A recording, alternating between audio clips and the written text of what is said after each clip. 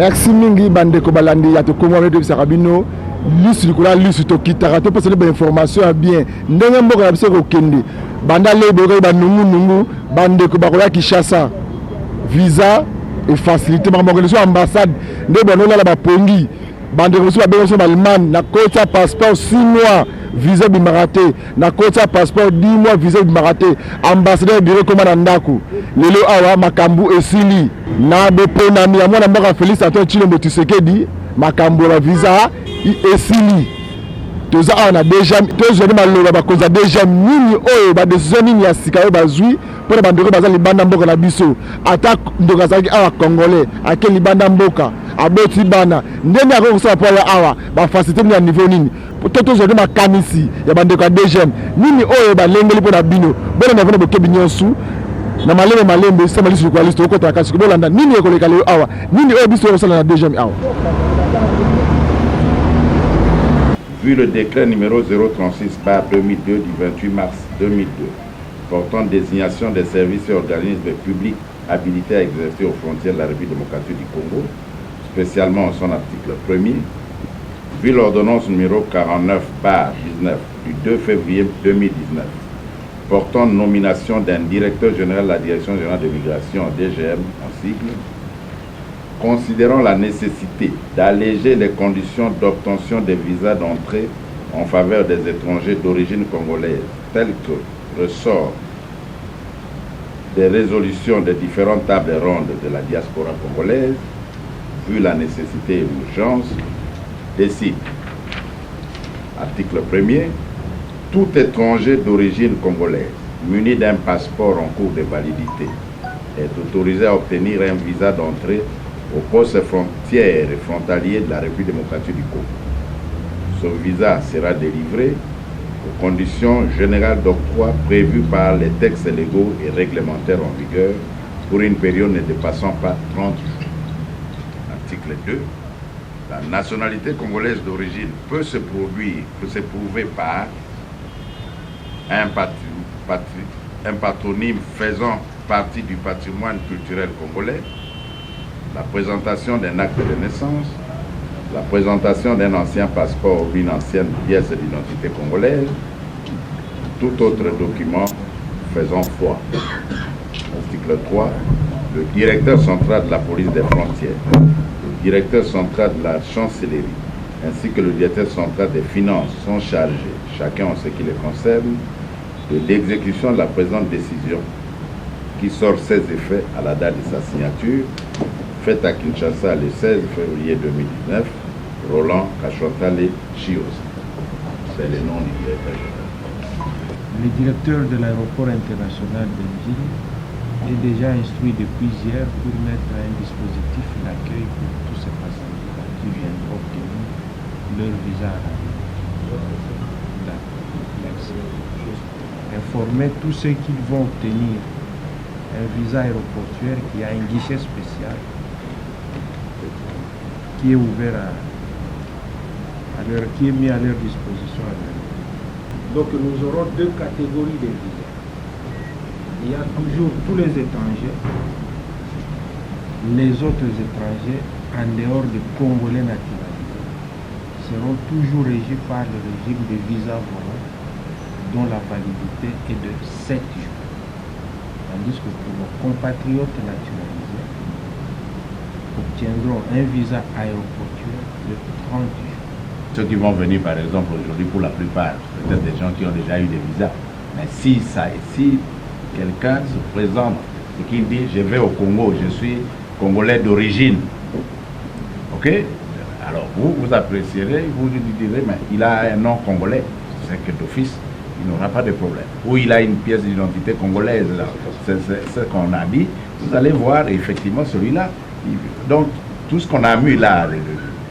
quelques conditions, c'est pour vous aider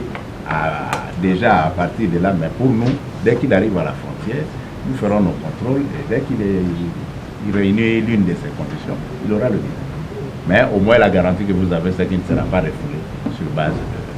Ou s'il est refoulé, il n'y aura pas de pénalité. Puisque toujours, c'est ça la préoccupation de vous. Nous vous remercions de votre disponibilité. Merci mingi bande ko balandi to komo ne to bisaki bino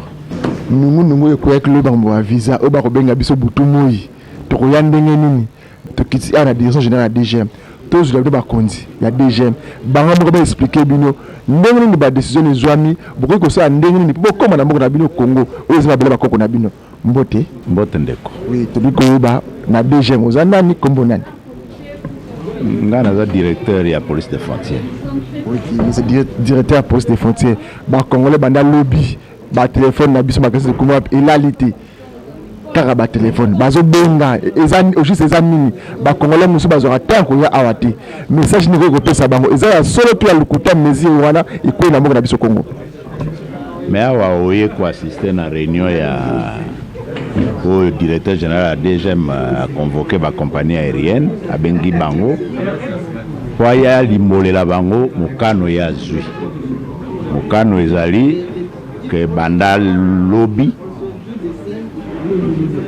mwana mboka oyo azwa nationalité mususu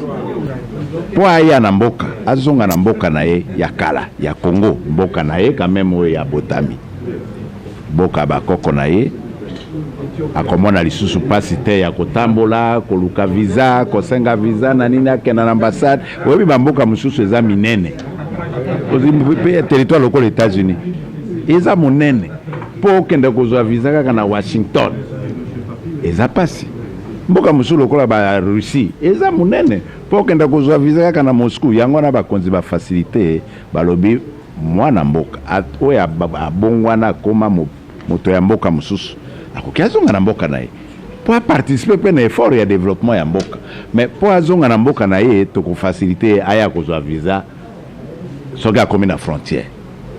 azoya na masuwa akozwa esika frontière na biso ya masuwa ya mai ezali aye na motuka esika frontière avant kota mboka frontière ezali to Katsumbalesa to Bunagana to wap eza frontière akozwa visa azoya na pepo akokiazwa visa na aéroport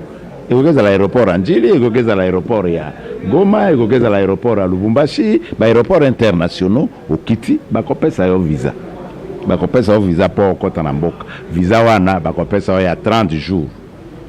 siko soko lingi obakisa mikolo okumela nini okosenga prorogation ya visa soko si okoti na kati ya mboka ndenge tosalaka mais pour l'instant okomi na frontière bapesi yo visa na kati na frontière okoti ke omela po oza kosenga visa koya na mboka po oza kosenga ambassade bape répondre yo ekoumela. Ok, tu ba visa ngo ezana montaboni ba ko pesa po eza Congo makambo belé yaka visa yango ezana montaboni montant visa eza fixé par les textes légaux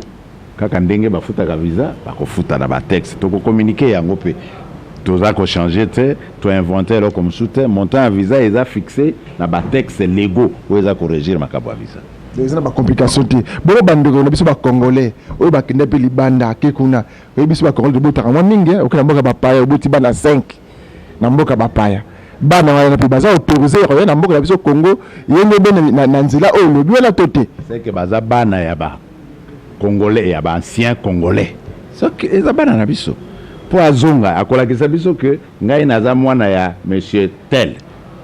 mokanda nanga acte de naissance na ezolakisa kaza mwana ya congolais to mwana ya un ancien congolais atako kombo na enyoso eza kuna okukuta kombo ya congolais te mais aza mwana ya congolais akokota tokopesa ye visa ok tozo côté pano chef balobi boye bandeko ba kobenga biso bambabini na ba pays mususu ya Europe ceux qui passeport na visa te okokoma na aéroport ko tuté même isola avion komona yango te message ni okopesa na bango obalanda biso siko mais on monitor réunir banani ba compagnie aérienne c'est-à-dire bato ba sengeli na komema bango à partir ya bipai baza kouta kaka lelo déjà tozotinda décision toza ko communiquer yango na IATA ezali association ya ba transporteur nyonso aérien na monde toza ko communiquer yango na OACI organisation ya aviation civile internationale po bango batia nani na bango bayeba ke kokota na ba document na bango officiel ti babenga yango team donc na document wana bakotia ke soki congolais d'origine alingi akenda na mboka na ye azonga na Congo azana besoin ya visa te et les compagnies aériennes vont s'exécuter toko communiquer yango na niveau ya IATA où ils ont réunir les compagnies aériennes à travers le monde pour que la décision et ça va s'appliquer. Ok, bandeko nyonso ba Rolanda na Congo Kinshasa pe ni banda mboka na biso. Message ni fort au pesa Rolanda aussi côté les caméras na biso. Message ça c'est que kolela na bango ba konzi bayoki yango. Kolela na bango mikolo pasi pona visa ba konzi bayoki yango bazwa visa baya même sans visa ba kozwa visa na entrée en mboka. Donc c'est un mot exact.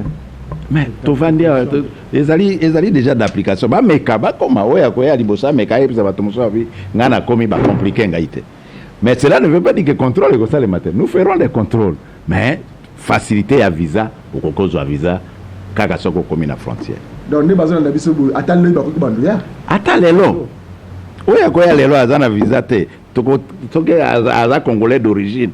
Akokota. Toko pesa visa. Ok, t'attendez votre nini. Merci mec. Merci bandeko balandi ya Komo Bolandi ndenge bandeko DG bazali directeur général lié moko afanda bandeko nyosu ya ba société ba avion ba société o esala musala kata mboka biso Congo na mboka ba paya ayebisi bango o pas déjà visa alinga na mboka na Congo premier zate boya mboka na bino Congo yango ba bela ba koko boya to tonga mboka elongo tozala mboka mususu te tozabela mboka moko o ezabongo DG pour na pa ya mwana mboka Félix Antoine Tshisekedi Tshilombo ato boyi ndena zo bisaka bino to betaka masala 2023 beto betaka masala ba lobby et tiko sala maté bolo takate musala yango te kosala bino to la sabino ndenge mboka na biso ko kede liboso ba avancement te lukaki nde yango. Merci mingi na bandeko so ba kolanda biso mbote tikete kimi anzeme za kati ba bote na bino mais botala kala mingi te tozalaki wapi to komi wapi bandeko.